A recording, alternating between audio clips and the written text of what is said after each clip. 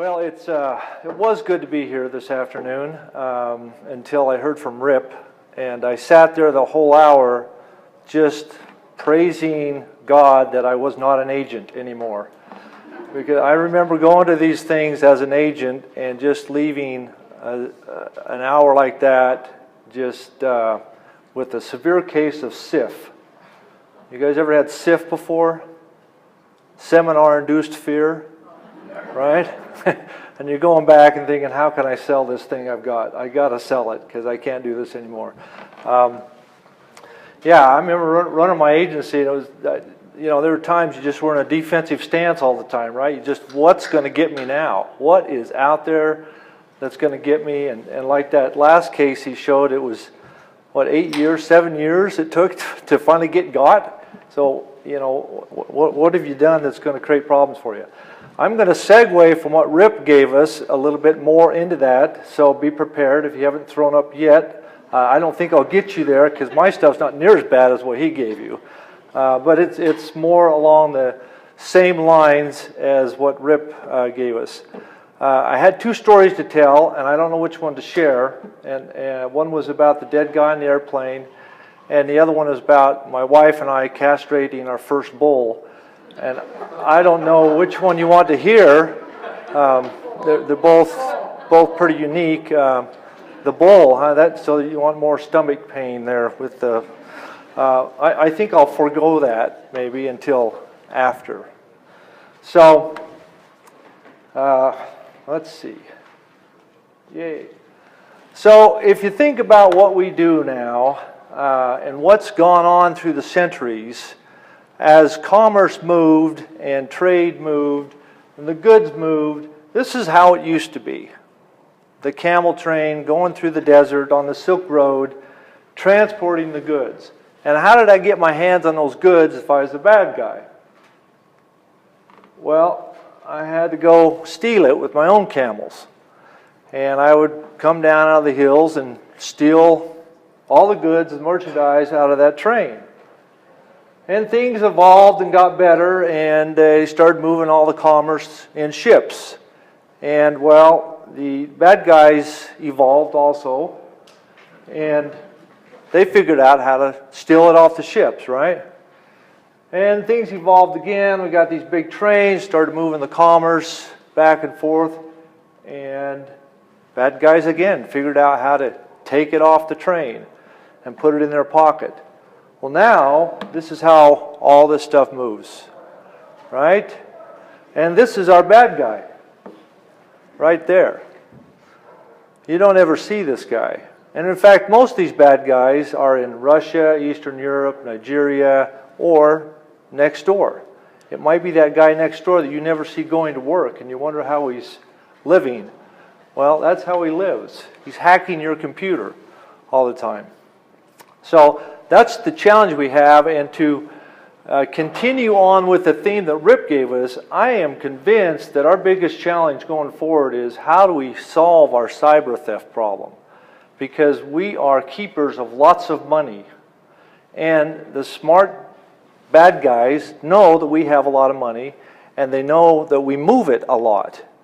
If someone has a lot of money and they don't move it very much, it's hard to take that money, but we move it all the time.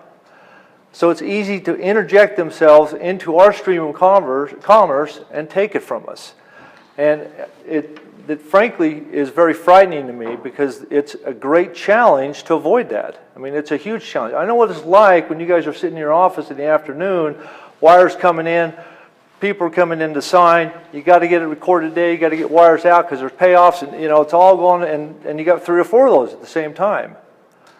And I'm supposed to read the instructions, all of them, right? And I'm supposed to double check these brand new wire instructions that I got from my seller, and somehow I managed to remember to get my seller to sign my instructions because they just changed. I think that was brilliant. I don't know how she caught that, but that was brilliant. But I understand the burdens. I mean, it's a real challenge. So, here's our current hacker. How do we avoid them? So here's a little story I call the Shanghai Shuffle. Speaking of wire fraud and speaking of don't wire money out of the country until you have heavily messenger or something. I mean, don't wire money out of the country. So this is what happened. May 21, 50,000 comes in from Shanghai. And China has a rule that says that their people cannot send out of the country more than 50,000 a year. So that's why it looks like this, and they had to have 4 different family members send out 50,000, and it came in chunks. So May 21, we get 50,000 from Shanghai.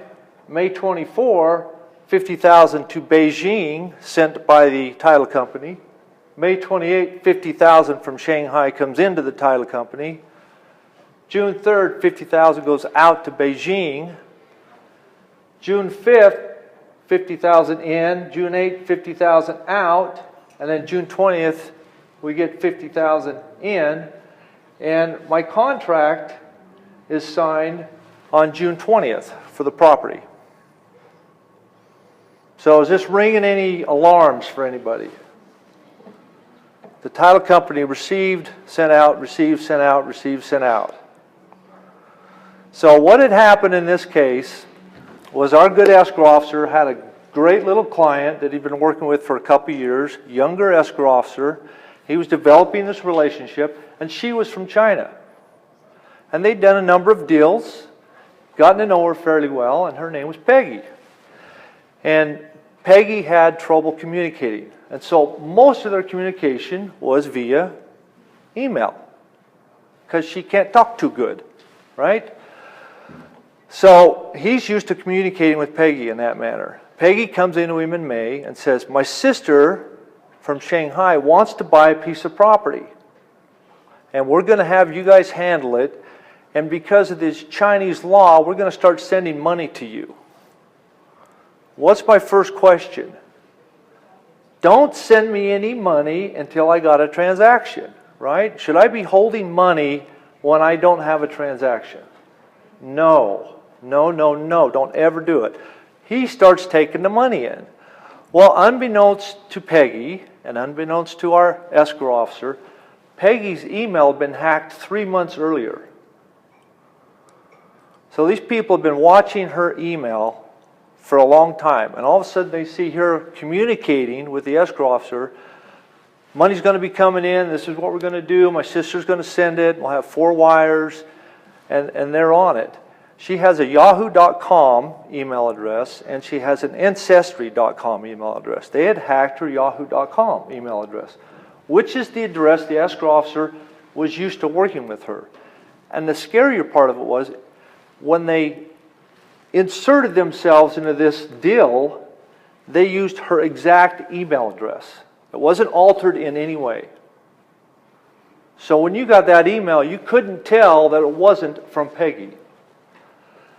Wire comes in for $50,000. The next day he gets an email from Peggy saying, we've changed our mind, send the wire back. Send it to Beijing. It's only 2,000 miles away, we still speak Chinese, so don't worry about it. It's not what it said. So it takes him a few days to get that put together, sends it out. Here comes the next wire. Same thing happens. Same thing happens. So he does it 3 times until Peggy finally goes, something's messed up here, calls him up and said, where's the money? Have you got the money? He says, no, you told me to send it back. And she says, and her deposition is really interesting because it's her broken English. And she says, I never do those stupid things. You stupid for sending it back. That's what she says in her deposition. And he kind of was stupid, you know. Really. He does it 3 times, maybe once, but 3 times? So she's alarmed. She calls the police. He calls the police. They call the FBI. He keeps saying, it's going to be okay, Peggy. We got insurance. Well, E&O is not going to cover that.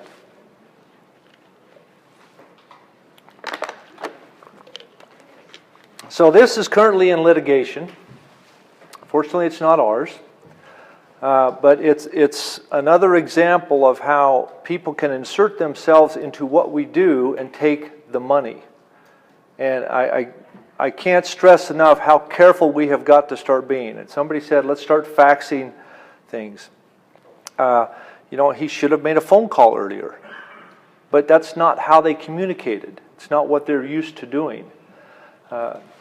And so they had this 9-minute phone call on the 24th, and I just imagined what that call was like. Can you imagine your tummy at that point just flipping? I mean, you're done. You just walk out the door and don't tell anybody. Just, I'm gone. And you don't know where I'm going, right? So that's the Shanghai Shuffle. Fortunately, it's only $150,000. It could have been much worse, obviously.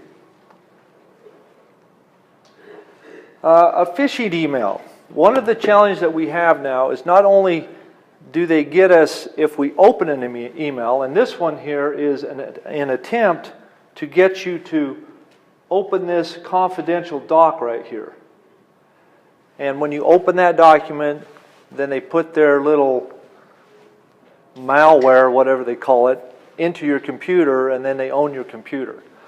Now I understand is all you have to do is hover your mouse over like some of their symbols, and then they can install their malware if you do that. So I'm thinking that soon we're going to revert back to pen and pencil, carbon copies, lots of typists, IBM Selectrics, because this is getting very challenging.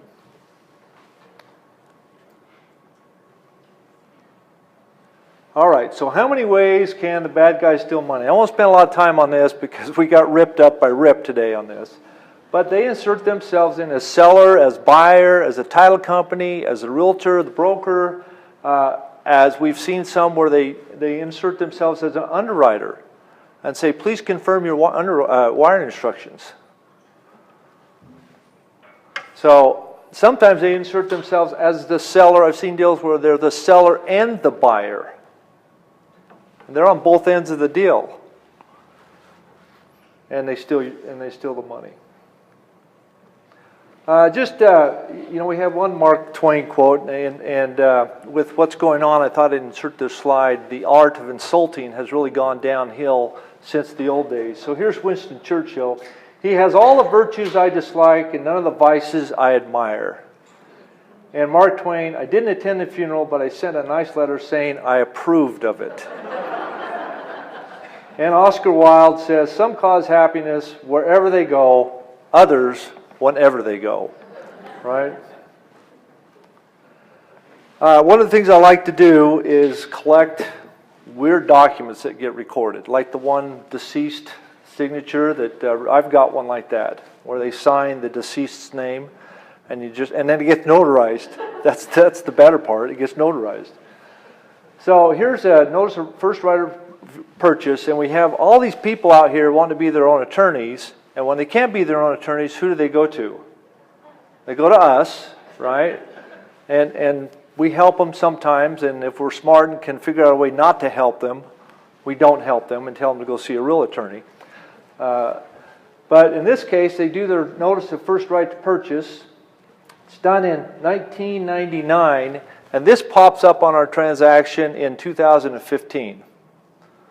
So about 16 years later, we're dealing with this notice of first right to purchase. Undersigned hereby grants to Gateway Properties. Well, Gateway Properties doesn't exist, and it never did exist. There's a Gateway Properties LLC. We think it's the same people, but we're not sure. And then you're supposed to provide a copy to Gateway. Well, who do we provide a copy to? Because we're not sure you're the right people. And then the person who granted this, of course, has passed away now. And so it's his children that are trying to sell the property dealing with this transaction. We finally tracked down who we think is the right Gateway person. And of course, he doesn't want to help us at all. He wants some money. So I told him to send it to First American. And I didn't want to deal with it. I would not make that call. Here's another one with a great first right of refusal. It's about a well, and we've got the Uppermans and the Paras who live next to each other, and they're sharing a well. And of course, as things happen through the years, pars and the uppermans start to really dislike each other. And if pars sell their property to someone other than the uppermans, then the well is 100% the uppermans. So that really puts a damper on pars' ability to sell the property, right? They really got one buyer, which is the uppermans, and they have a first right to buy the adjoining plus or minus 3 acres that was part of the original parcel when the pars are ready to sell them. So I'm really not sure what this first right of refusal applies to. And that's what we see, that's what we deal with, and we have to make calls on this stuff and make a decision. I'm not going to tell you what we did. I'm just throwing this up there so you can have some empathy. We can all share our... And this is a favorite deed. It's deeded to John Collier et al. We searched and searched and searched for et al. We couldn't find him. There was no et al. So go quiet title and sue et al. And get a judgment, and we'll do the transaction. We see crazy stuff out there in the record, and we're keepers of the record, really, right? With the county recorders, we do all we can to keep our records clean and nice, and this stuff happens. And sometimes we do this stuff, right? And I've got a case later that'll point that out. Okay, this is a Utah case, and this created a big, big stir in Utah, not for what I'm going to talk about. Because what this case did in Utah is it said that the underwriters are strictly liable for all the acts of the agent. All the acts of the agent. So now the agents now have E&O, or at least the people dealing with the agent have E&O, in a sense. So we had a big mess with that, but it's an interesting case because of the escrow instructions. So Orlando Mulaney is a lender, a private lender, and they filed suit against the title company. And the district court ruled in favor of the title company and the underwriters. Supreme Court reversed. So here's what happened. PayDirt wants to sell this property, and IDR is a buyer. IDR says, I'll pay you $6.4 million for it. PayDirt says, give me $1 million down, and we'll get this thing done. Well, PayDirt didn't own the property. PayDirt was buying it from the state trust lands. And trust lands does not, it's statutory property in Utah that all the money from trust lands goes straight to the education of the children in Utah. So they don't sell, they don't deed anything out until they have money. It's not an escrow thing, it's when they get the money, then they do their deeds. So PayDirt doesn't have it, but they've bid at the auction, they have the right to acquire the property. So we got to have $1 million earnest money. Well, IDR doesn't have $1 million earnest money. And it's the typical developer thing. Well, I shouldn't say typical, but many developers, as you know, go out and make deals and they don't have a way to perform. But they'll figure it out. We're going to make this happen. I'll find the money. So they went to their buddies over here at Orlando and they said, lend us $1 million for the earnest money. Orlando says, okay, we will. We want a trust deed against the property, but we don't want title insurance. No title insurance. Well, you couldn't kind of give it because there was couldn't encumber anything yet anyway, but Orlando said, we don't want title insurance. So now you're sitting there, you're the title company, you're United Title. Who's the party to your transaction? Is Orlando a party to your transaction? Are they a buyer? Are they a seller? Are they a lender? Have I issued a commitment in favor of Orlando? No. So do I care about Orlando? Not right now, I don't. Okay, you're getting your money from your buddies, I don't care. But October 30th, we get these special escrow instructions. Don't disperse until these things happen. We get the land patent from SITLA, promissory note executed by PayDirt in favor of SITLA, recorded trust deed, warranty deed from PayDirt to Orlando. Orlando reviews the documents, only disperse after receiving Orlando's written approval. and it's signed by IDR and Orlando. And then Orlando wires in $1 million. Orlando didn't come to the closing of this $1 million piece. They weren't there. They just got a report of what happened by IDR. And IDR told the title company, yeah, Orlando's on board. They're good with this. We're ready to go. And then Orlando sends the money. So I'm thinking at this point, okay, I'm good. I got the money. Orlando must be happy.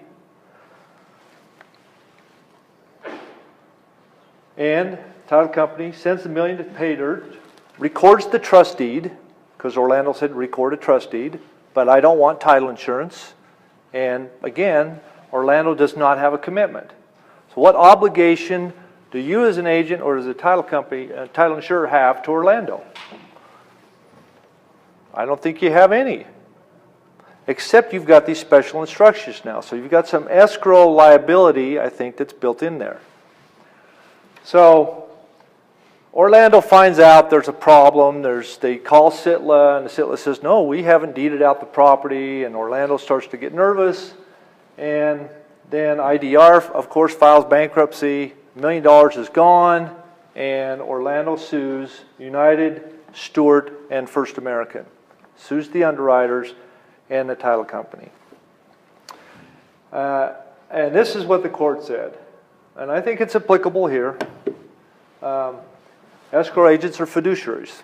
It says they're often considered fiduciaries. I would argue that in every situation we are fiduciaries to the parties to the transaction. We have no duty to a non-party with a mere incidental interest in an escrow transaction.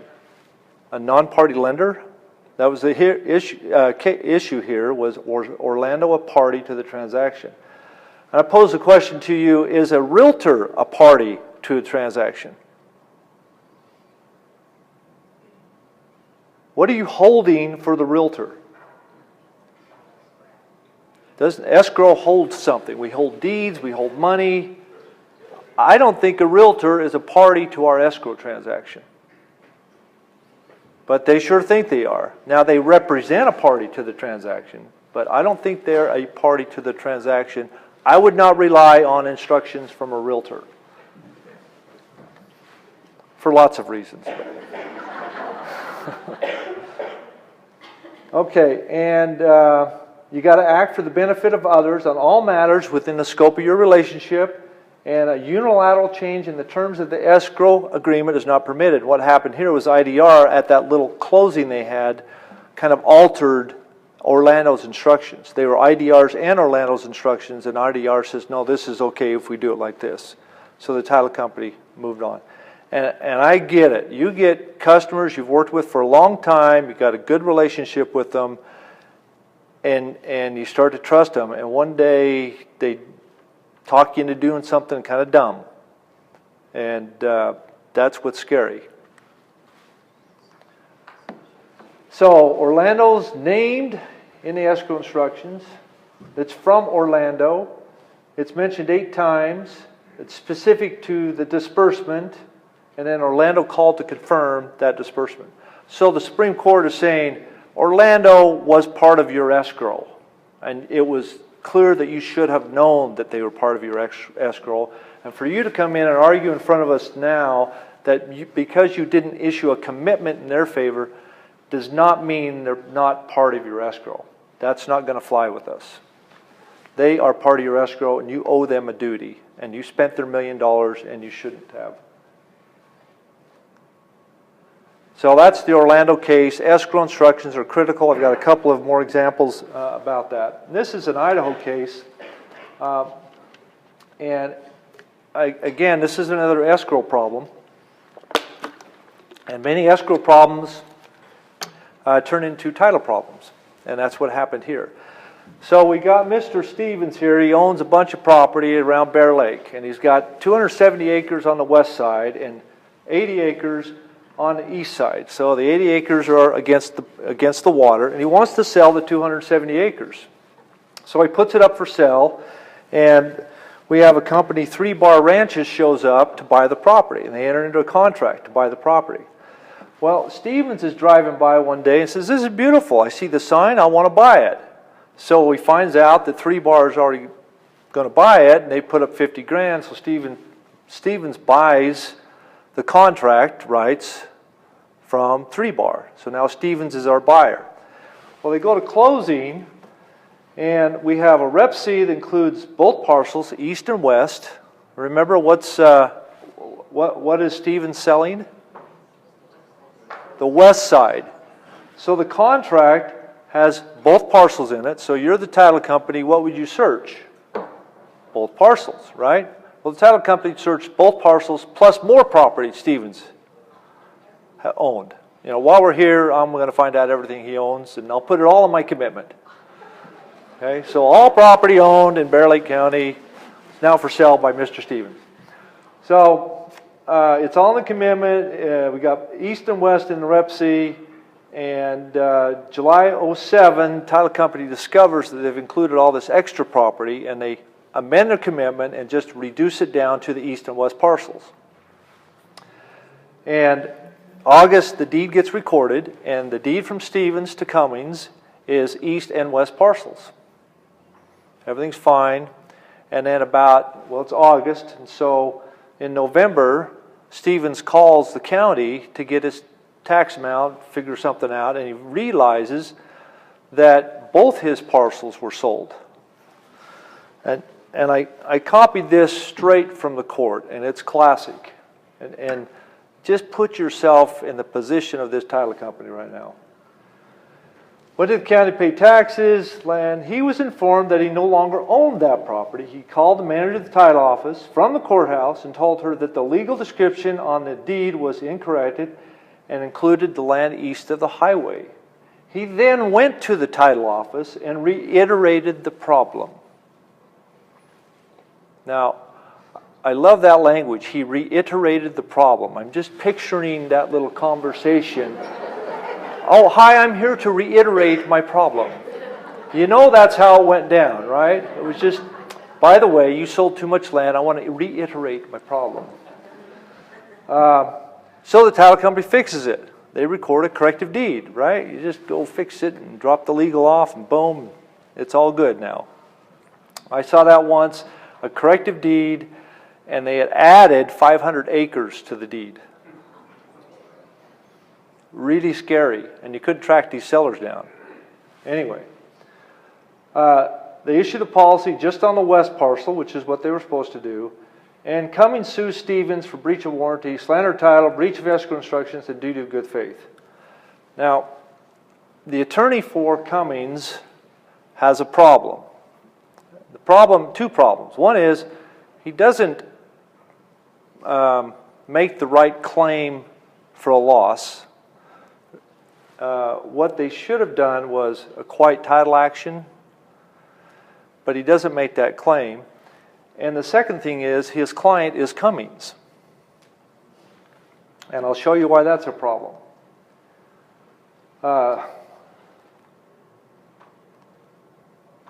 So here's the ruling first. So there's a tort of bad faith applicable to insurance companies, which I think we're aware of. There's not a tortious breach of contract or breach of duty imposed as a consequence of contractual relationship. So if there's a contract, there's not a tortuous claim involved. So to recover against an insurance company on tort of bad faith, you've got to say they intentionally, unreasonably denied or delayed payment. Now, remember who they sued. Did they sue the insurance company? They didn't. They sued the agent.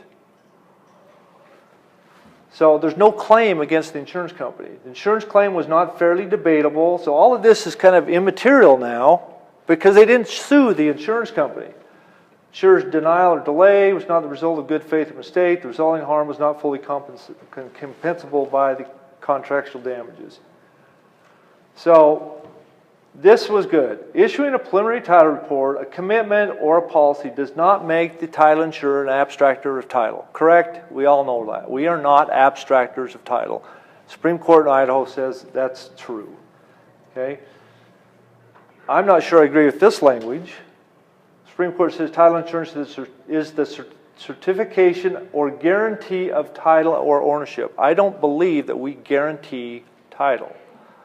We indemnify against loss because of your title, but I don't think we guarantee title. But the Supreme Court says that we do. 41-2708, no policy of title insurance shall issue unless the insurance agent has caused a search and examine to be made with sound title underwriting practices. But the statute does not require that we conduct a reasonable search of title. So you no longer are under the obligation of doing a reasonable search. Isn't that good news? Okay. I'll move on with this. Okay, I got to read this. This is from the court, and it was just classic stuff. So this is, and I have to tell you this part too. So when you go to court and you go to trial, for those of you who haven't had that blessed opportunity, you go in and the plaintiff puts up their case. They make all their arguments, they call their witnesses, and here's all my evidence. When they're done, then the defendant gets to get up. Well, what happens in every case is the defendant's counsel stands up and asks for what? Motion for directed verdict. In other words, Your Honor, if everything they say is true, they still lose. Well, that's what happened in this case, and the judge says, I agree. They lose. Because Mr. Cummings is not a very good witness. Mr. Cummings contends on appeal that the district court erred in holding that it could not award the property east of the highway to Mr. Cummings. During his cross-examination, Mr. Cummings was asked whether he wanted the land. He replied, not at this point. He was then asked what he was seeking from the court, and he answered, for me, I just want to collect on the policy and move on with my life. Well, this is the first time his attorney had heard this. He's on the stand. So I don't have time to read more of this, but if you're a case law nerd, the dissent in this case is really fun reading. The judge really got moving on some issues. It was really fun. But we're running out of time. Okay, here's some escrow instructions. Comfortable with this one? Okay, I mean, this is real life. So we start here. The closing set up under Marquise Properties. That's how we started it. To speed it up, we can just close and fund this way and then record to you immediately, question mark. The contact number is Robbie. I've attached the wiring instructions. So this is from Robbie, and it was sent to Mr. Klingo. And this is his reply. Robbie, please verify. Amount to close, Daniel L. Klingo in his name. No liens or encumbrances will be on any of these 4 properties. I hate that language. No liens or encumbrances. When do we ever insure a piece of property with no liens or encumbrances? We never, ever do it. There's CC&Rs, there's utility easements. Every transaction has encumbrances, and I don't like that language. So it's got to be really, really clean property. Title insurance, send me the closing. So what was going on here is this Mr. Klingo had a whole bunch of money, and I know about this deal because he's a personal friend of mine, and he has a whole bunch of money. And he spends every January and February in Maui or Kauai just because he didn't want to live in Utah anymore. So Dan here is trying to put this deal together, and he's buying up all these little houses in the Midwest when the market crashed. So he went out and bought 42 houses in the Midwest, all throughout the Midwest, with his buddy, Chad Ducher from Marquise Properties. It closes, everything's good, Dan's collecting rent, everything's fine, and then things start sounding funny to Dan, and he has discovered that his good friend sold these houses. The title was never put into his name. It stayed in Marquise Properties. And of course, Dan doesn't have a title policy, so all he's got are these escrow instructions saying, put it in my name, and the fact that he wired them money, and it was his money that bought the property. So now he's got an escrow claim against our office in Kansas City on this. And meanwhile, Mr. Ducher has been investigated by the FBI and has got a lawsuit filed against him by the SEC. So should we close on these escrow instructions? No. Our challenge is what? Time. We're just running and going and going. We're trying to get deals done, and we got 3 other people standing in the hallway trying to get a deal done, and we get this in. And I don't have time to clean this up. It's only an $82,000 deal. Who cares? Right? And you just get it done, you move on. And that's what happened. And our little escrow officer has since moved to Florida and now works for somebody else. So she's not real helpful. So what are escrow instructions? Any instruction in any form, escrow instructions can be oral, from any party to the transaction. Any party. Who's the party? Difficult telling your realtor that he's not a party to your transaction, because they sure think they are. Here's the situation we had. It's an addendum to the Rep C. And our agent got sued for $1 million because the plaintiff said, you did not make sure these things were accomplished in the Rep C. And the Rep C had an addendum to it that had about 20 different little due diligence items that the buyer wanted accomplished before he acquired the property. He was paying $1 million cash for this property. And I just listed a couple of them. Got to get the plat approved by the city for 10 lots, final survey, building permit for off-site improvements, plat recorded, zoning change, plus many more. Well, what happened in this case is the seller and buyer got together and said, we're ready to close. Seller says, I'm ready. Buyer says, I'm ready. And they call the title company. They say, we're ready to close.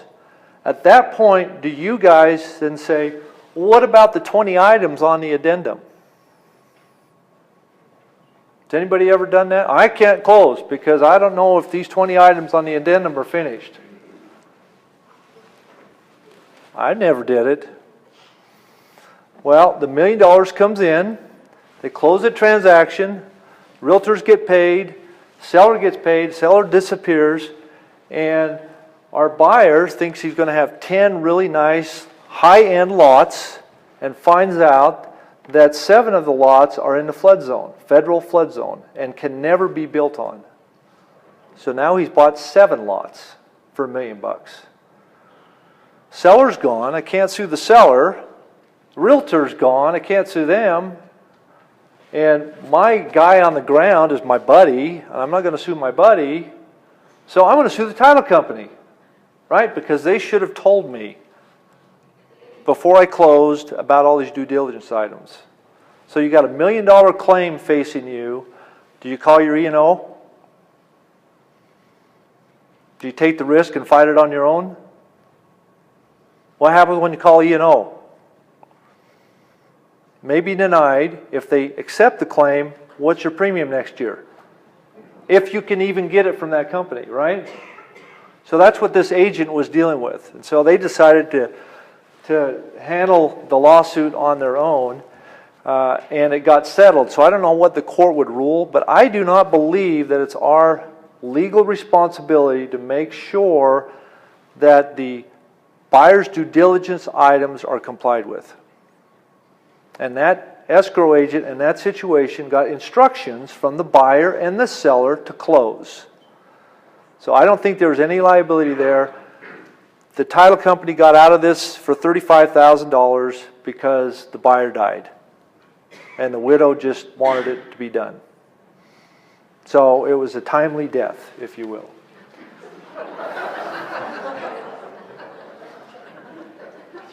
All right, last one. Let's see. I got to do this in a minute. John and Elaine, they buy a property in Blaine. This is a kind of a title question here for you title folk. They buy a property in Blaine County. The policy gets issued. They deed, like many people do, they buy it individually and deed it to their LC or their trust or something.